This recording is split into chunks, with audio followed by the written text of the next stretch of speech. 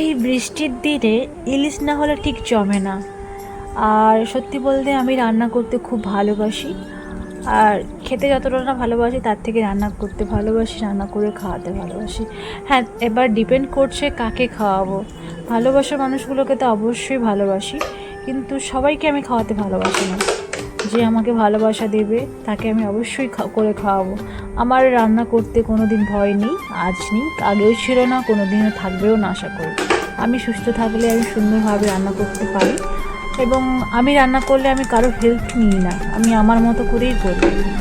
আর যেটা বলবো, তো সবাই অনেকে নাটক করে রান্না করতে পারি না, করি না, অথচ দেখো ঠিক রান্না করে এখন অন্য জায়গায় খাচ্ছে, ঠিক রান্না করে খাচ্ছে।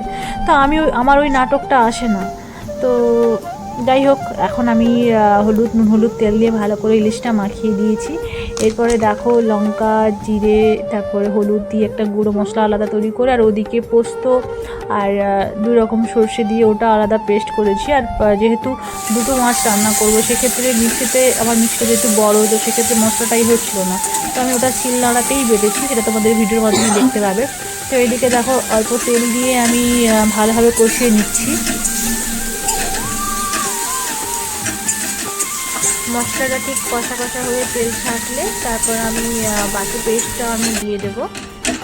তো এই পেস্টটা যেটা বলেছিলাম, শিলনোড়াতে পেস্ট করেছিলাম, পোস্ত প্লাস 2 রকমের সর্ষে দিয়ে, কাঁচা লঙ্কাও আছে, তো সেটা আমি পেস্টে দিয়ে দিয়েছি। বাস আমার রেডি। হালকা ভাপিয়ে নিয়ে আপাতত 2টো মাছই করেছি, আর 2টো মাছ